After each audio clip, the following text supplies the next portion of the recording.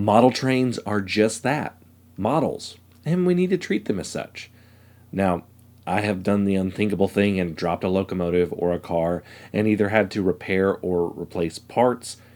It's not fun, but through trial and big freaking error, I have come up with some tried and true procedures to keeping my models in tip-top shape. Hey everybody, my name is Jimmy. Welcome to Coffee and Trains. Today I'm drinking some Caribou coffee. If you want to tell me what kind of coffee you are drinking and have it featured just like these guys right here, you can do that and leave that in the comments below. And who knows, you might see your name appear on an episode of Coffee and Trains. Cheers, guys. Let's dive right in. I'm an N-scaler, and some of the detail you can get on these models is insane, but because of size, they're pretty fragile. And this is why every new locomotive I get, no matter what the brand, quality, anything like that, keeps its case or box. This is probably the most obvious one, but it is the best way to keep your locomotives protected when you're not using them. These packages were designed to hold this exact locomotive, and they do a good job of it. Remember that they shipped thousands of miles in these cases, so they will more than likely be perfectly fine in those cases. Scale trains in their rivet counter manuals even say that best practice is to keep the model in its case when not in use. I keep all of mine in cases organized in drawers. I've got lots of them. You should also do this with fragile rolling stock. Not all rolling stock is super duper fragile. There are cases specifically designed for carrying them though.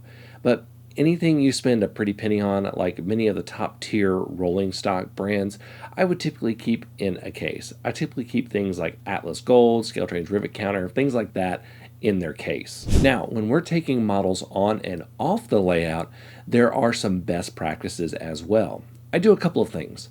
One, I have a rolling cart with a couple of levels of walled baskets, and I keep my cars in them when I'm doing a little bit of operations. This gives me a relatively safe place to move cars about. I have 3 tiers, so I keep locomotives on one level and rolling stock on another. If the car is able to be laid on its side, I will do that because I don't want it to have the chance to roll around and damage a coupler or detail part. Now, when I'm putting rolling stock on the track, I use a re-railer. Specifically, I use a Kato re-railer.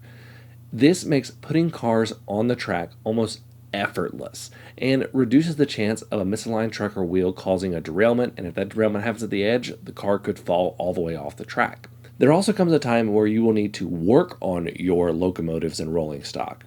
I use a couple of things for this. First of all, for locomotives, see if the case your locomotive comes in can hold the locomotive in place. You can do this with Scale Train's locomotives, and this makes holding them upside down a lot easier. If your case does not do this, you can use something like this foam cradle. I got this one from Bowser, but there are other brands. These are great for when you're working on your trains and rolling stock.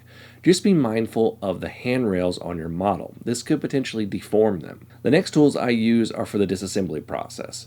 First of all, a good set of small screwdrivers should be in every modeler's toolkit. You will get your money's worth out of them, trust me. I would definitely go for a set with a case so that you have a good solid place to store them because they can get misplaced real easy. The next thing I use is a magnetic tray. A lot of times we're working with tiny screws that are incredibly easy to lose.